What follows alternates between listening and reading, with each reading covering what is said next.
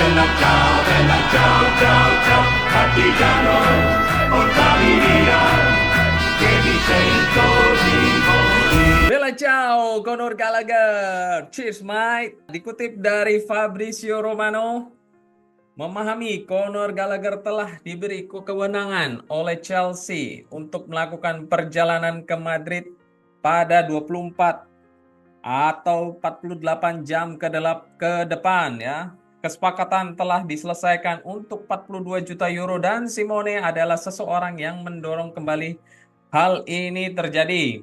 Semua telah terselesaikan antara Conor dan juga Atletico. Semua juga telah selesai antara Atletico dan Chelsea. Here we go, terkonfirmasi. Once again, bella ciao, Conor. Cheers. Oke, that's all dari CBC di episode ke-27 ini. Duh, kok pada masih di sini ya? Apa pada lagi nungguin nih pengumuman Here We Go selanjutnya? Oke, I get it, I get it.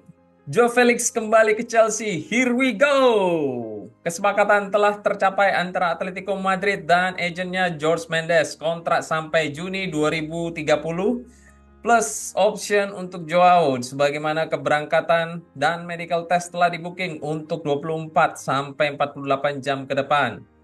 Gallagher Atletico, Joao Chelsea. Cerita eksklusif confirm.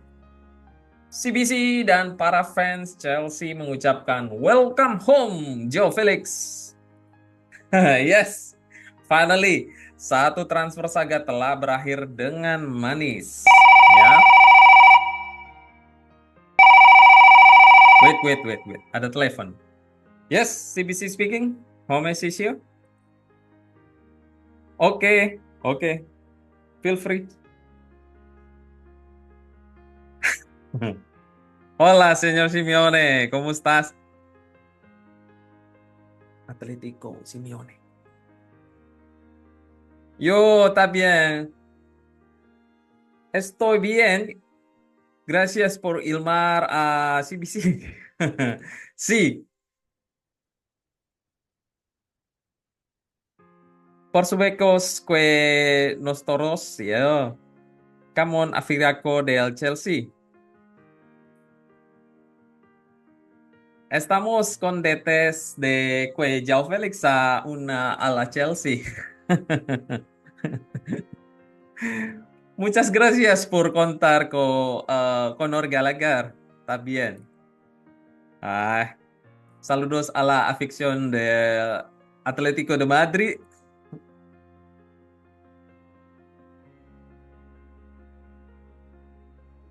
Eh, sí. Ah, gracias. Dios los bendiga ya. Adiós. Ya. Barusan Atletico Madrid manager ya Simeone ini telepon guys. Wah, luar biasa ya. Beliau ini bilang, mohon maaf buat para fans dari Chelsea ya yang telah menunggu kedatangan Joe Felix. Dan terima kasih atas kesabarannya hingga akhirnya dapat terrealisasi. Dan beliau juga bilang kalau senang dapat bekerja sama dengan Conor Gallagher. Good luck Conor and all the best buat Joe Felix ya teman-teman. Cheers. Ya ampun, sampai kelupaan nih intronya dari CBC. Halo, welcome back to CBC, welcome back to Chelsea Bola Channel. Ya, jumpa lagi dengan CBC di episode ke-27 ini. Gimana hari Senin kemarin ya? Apakah teman-teman ini jadi korban bulian dari supporter di sebelah? Tenang. Sabar, semua akan indah pada waktunya. Kita akan lihat siapa yang terakhir akan menangis dan siapa yang akan tertawa, ya. CBC lihat kok ada beberapa konten ya berisi itu di match pertama semua tim top itu full senyum dan tertawa kecuali Chelsea. Nggak apa-apa. Kita ini chill aja ya, chill.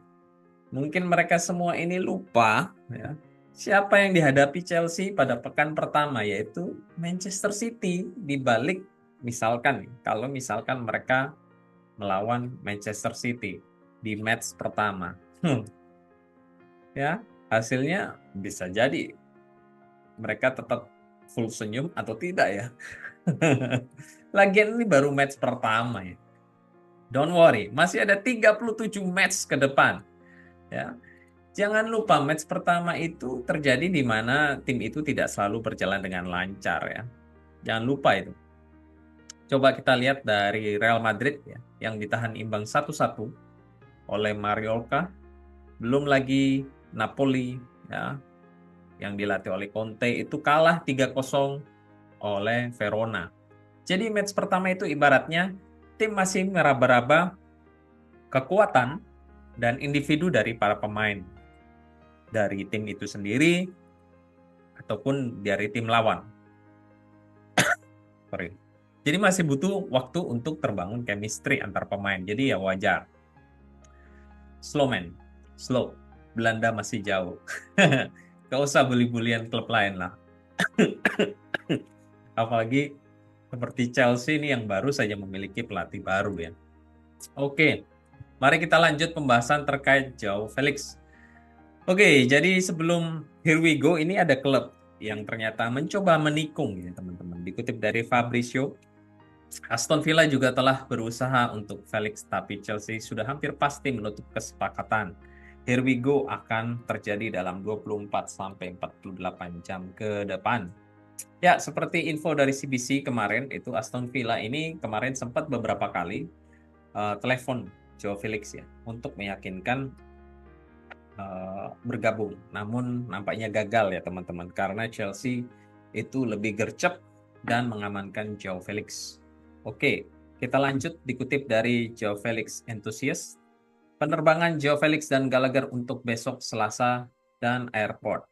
Joao Felix ke Chelsea berangkat dari Madrid jam 7 pagi dan tiba di Farnborough di pukul 9 pagi. Sedangkan Connor ke Atletico berangkat dari Farnborough jam 9.30 pagi dan tiba di Madrid pukul 12.30. Next, dikutip dari Ben Jacobs, perjalanan Joao Felix ke London terjadi besok untuk medical test di Chelsea dengan kesepakatan 6+1 kontrak.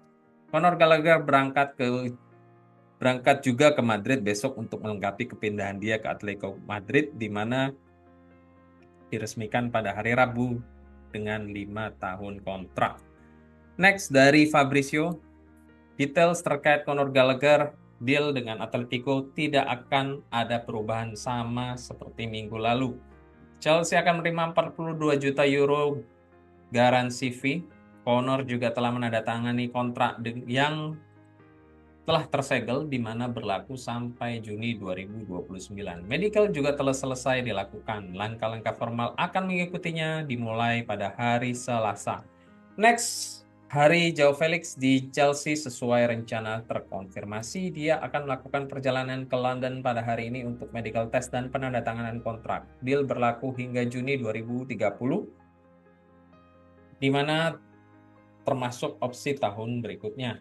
Joao sangat bersemangat untuk kembali ke Chelsea sebagaimana segala sesuatunya telah disetujui bersama dengan agent Mendes. Yes, finally ya.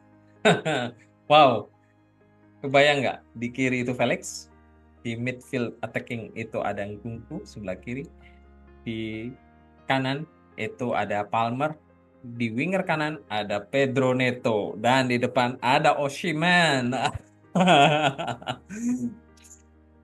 Mind blowing teman-teman, mind blowing ya. Hati-hati, klub Liga Inggris lainnya. Chelsea kali ini akan meraung. Nah, terus kalau Osimhen ini tidak jadi bergabung dengan Chelsea gimana nih Bang? Ya, oke, don't worry. Joao Felix ini juga bermain, selain bermain di winger kiri, dia juga terbiasa bermain di false nine ya. Jadi daripada Jackson, mending Joao Felix ya teman-teman. Karena jika Felix di false nine ya, maka kiri itu Pedro Neto, Nkunku di nomor 10, Palmer di kanan. Ya, top of the top ya ini. Aman sih ini. Tinggal di lini serangnya kita sudah full cover ya. Tinggal kita bicara di sisi kiper dan lini belakang. Tapi balik lagi ya. Kalau kita itu bisa mencetak 3 gol ya dan kebobolan 2 gol, kita masih memenangkan pertandingan. Ya nggak? Oke, kita move ke topik selanjutnya ya. Kali ini dari duo pemain yang diisukan akan di-swap, yaitu Osimhen dan Lukaku. Dikutip dari L'Equipe, PSG telah memutuskan untuk tidak mengejar kesepakatan dengan Victor Osimhen meskipun Gonçalo Ramos mendapat pukulan cedera. Dikutip dari Di Marzio, Napoli mau mendapatkan Romelu Lukaku dengan aturannya sendiri. Mereka telah menawarkan peminjaman dengan obligasi pembelian 4,2 juta pound sterling untuk peminjaman dan kemudian 21,3 juta pound sterling di tahun depan. Chelsea masih belum menerima kondisi tersebut. Tentu saja. Next dari Sky Sport, Chelsea telah menerima penawaran resmi dari Napoli untuk Romelu Lukaku bernilai 25,5 juta pound sterling dengan kondisi peminjaman beserta obligasi untuk pembelian. Next dari Ben Jacobs, dapat dipahami bahwa Chelsea telah mengkonfirmasikan Napoli bahwa mereka masih mau paling tidak 40 juta euro untuk Romelu Lukaku. Peminjaman 30 juta euro dengan obligasi pembelian diatur untuk ditolak. Next dari Ben Jacobs, Chelsea telah menolak penawaran peminjaman dari Napoli dengan obligasi 25 juta pound sterling. Mereka mau 34 juta pound sterling. Ya iyalah ya. Kita ini tidak butuh lagi striker sebenarnya. Karena ada Felix dan Jackson. Serta Guyu ya. Sedangkan mereka ini kan kondisinya mengenaskan. Kalah 3-0 dari Verona. Tentu mereka ini yang lebih ngotot untuk mendatangkan Lukaku. Sesuai permintaan manajer mereka sendiri yaitu Antonio Conte. Next, dikutip dari Di Marzio, Napoli masih menunggu jawaban dari Chelsea terkait Romelu Lukaku. Mereka tidak bergerak dari penawaran 25,5 juta pound sterling di mana 4,2 juta peminjaman plus 21,3 juta untuk pembelian. Ya, di sini kita lihat ya, Chelsea ini memegang kendali.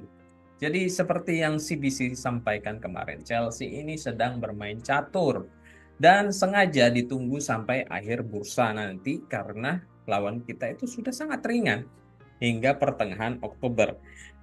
Nanti jadi misalkan Osimhen itu bergabung di 1 September, kita itu masih punya banyak waktu untuk Osimhen beradaptasi.